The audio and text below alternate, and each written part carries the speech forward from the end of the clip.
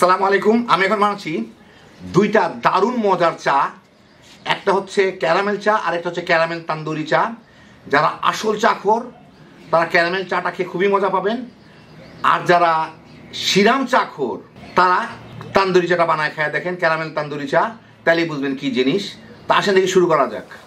আমি এখানে 1 কাপ ফুটন্ত পানি নিয়ে নিছি, তার মধ্যে আমি 2 টেবিল চামচ গুঁড়া দুধ দিয়ে গুলায় রাখবো। এই চাটা তৈরি করতে নাকি গুঁড়া দুধই লাগবে, তো আমি গুঁড়া দুধই ব্যবহার করতেছি। নর্মাল দুধে খুব একটা ভালো হয় না, বেশ উঁচা উঁচা করে 2 টেবিল চামচ গুঁড়া দুধ মিলায় রাখতে হবে। দেখ মিলে গেল মনে হয়। একই সাথে এখানে আমি একটা এলাচি একদম থেতো করে নিছি, একদম গুঁড়া গুঁড়া করে নিছি, আর প্রায় 1 ইঞ্চি পরিমাণ আদা একটু কুচায় ওটাকেও থেতো করে নিছি, যাতে জলদি রসটা বের হয়, জলদি ফ্লেভারটা বের হয়। এই দুইটা আমার চায়ের সাথে লাগবে। আমি এখানে 2 টেবিল চামচ চিনি নিছি, এটাকে আমার একটু পোড়ায় ক্যারামেল করে নিতে হবে। খুব বেশি কালার না, অল্প কালারের ক্যারামেল, যাতে ক্যারামেল হয় কিন্তু পোড়া গন্ধটা না আসে আর কি। চিনিগুলো একটু ছড়ায় দেই, তাহলে জলদি ক্যারামেল হয়ে যাবে। এই মিনিট খানেকের মধ্যে চিনিগুলা গলা শুরু হয়ে গেছে, একটু নাড়ানাড়ি করি যাতে একদিকে পুড়ে না যায়।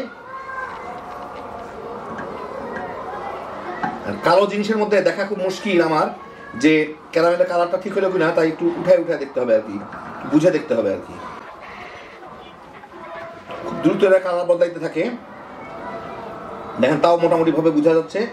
আর একটু হোক, কালার করা শুরু হয়ে কিন্তু খুব দ্রুত কালার হতে থাকে এটা। এই যে এরকম একটু গাঢ় বাদামি টাইপের হইলেই এর মধ্যে আমি 2 কাপ পানি দিব, 2 কাপ চায়ের জন্য দিলাম। চা পাতা দরকারটা এমনি কালারটা সুন্দর হয়েছে। যাই হোক, এর মধ্যে আমি ওই আদা আর এলাচিটা দিয়ে দিব, দিয়ে এটাকে একটু জাল দিয়ে নিব ভালো মতো, চিনিটাও যাতে মিশে যায়। একই সাথে আমি এর মধ্যে দিয়ে দিচ্ছি উঁচা উঁচা করে 2 চা চামচ চা পাতা। একটু কড়া খাবো, আমি 2.5 চা চামচ দিই, যার যার রুচি মতো দিয়ে নেবেন, অসুবিধা নাই।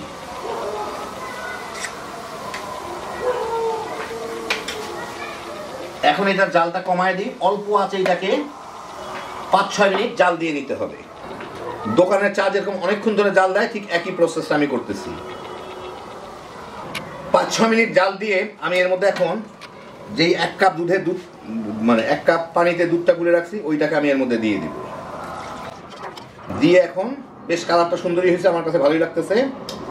এখন এটাকে আমি আরো 5-7 মিনিট জাল দিব। আমি এটাকে একটু ঢেকে জাল দেই, খুব কম আছে, যাতে আবার উতলায় পড়ে না যায়। যদি উতলায় পড়ে আমি একটু ফাঁক করে দিয়ে দেই, তাহলে উতলায় পড়বে না। এটাকে 5-6 মিনিট আমার জাল দিয়ে নিতে হবে, মানে বলক আসার পরে 5-6 মিনিট। যতক্ষণ চাটা গরম হচ্ছে, আমি কিন্তু পাশের চুলা এরকম একটা মাটির খুঁড়া গ্যাসের চুলার উপরে গরম রাখছি। দেখেন খুঁড়াটার কালার এরকম ছিল, পুরো এরকম হয়ে যায়। এগুলো আপনারা বিভিন্ন মাটির দোকানে পাবেন। আর এই যে এরকম এই টাইপের খুঁড়া কিনতে পাওয়া যায়, এগুলা 8 টাকা 10 টাকা 7 টাকা করে, এখন 10 টাকা হয়ে যেতে পারে।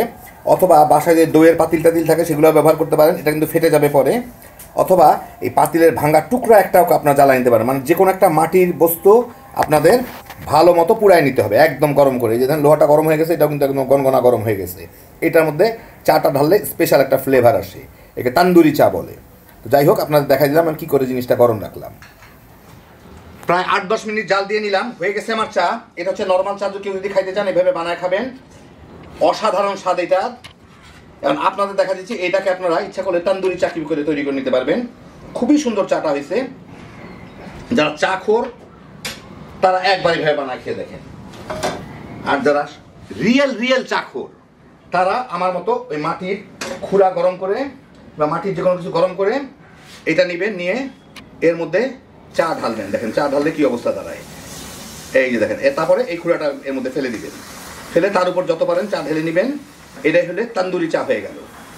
এই মাটির একটা সুন্দর ফ্লেভার চলে আসবে চাটার মধ্যে। কষ্ট করে অনেক দূরে দূরে গিয়ে অনেকে তান্দুরি চা খান, বাংলাদেশে এখন অনেক জায়গায় প্রচলিত হয়েছে তান্দুরি চা, নিজের বাসায় বানায় খেতে পারবেন। আপনার যে খুঁড়া দিতে হবে এমন কোনো কথা নাই, দইয়ের পাত্র কিংবা হালিমের পাত্র যে কোনো একটা ভাঙা টুকরাও আপনারা গরম করে দিতে পারেন। মানে মাটি জাতীয় জিনিস গনগনা গরম করে এর মধ্যে এনে মাটির একটা ফ্লেভার আসলেই হয়ে গেল, বাস। আর কিছু দরকার নেই, জাল টাল দেওয়ার কোনো কিছু দরকার নেই। এটা ঠান্ডা হয়ে গেছে, মানে এটার জোশ শেষ হয়ে গেছে। এখন আমি এটাকে সরাই, চাটাকে আমি ভালো মতো ছেঁকে নিব। আর এই খুলাটাকে ধুয়ে আবার ব্যবহার করা যাবে, বেশ 8-10 বার ব্যবহার করা যায়। এই মাটি এটা দিতে করতেই হবে এমন কোনো কিছু না, কিন্তু করা ছাড়াই কিন্তু এটার অসাধারণ স্বাদ, ক্যারামেল টাইপের একটা ফ্লেভারের সাথে চায়ের ফ্লেভার, আর মাটিটা দিয়ে করলে তো কোনো কথাই নাই। হয়ে গেল, এখন আপনাদের আমি একটু পরিবেশন করে দেখাচ্ছি। তো এই দেখেন হয়ে গেল আমার দারুণ মজার ক্যারামেল চা আর ক্যারামেল তান্দুরি চা, দুইভাবে আপনাদের দেখাই দিলাম। ঢাকা শহরে বেশ কয়টা জায়গায় আজকাল তান্দুরি চা পাওয়া যায়, কিন্তু ক্যারামেল তান্দুরি চাটা কোথাও পাবেন না, নিজের বানাই খাইতে হবে। যারা আসল চাখোর তারা ক্যারামেল চাটা একবার বানায় খেয়ে দেখেন, তাহলেই বুঝবেন কি জিনিস। এটাও তো কোনো দোকানে পাবেন না। আর যারা শিরাম চাখোর, 1 কাপ ভালো চায়ের জন্য দুনিয়া উল্টায় ফেলাইতে পারেন, তান্দুরিটা কইরা নেন। এইটা যে কি মজা একবার না বানায় খেলে বুঝবেন না। হ্যাপি জোশের একটা আইটেম।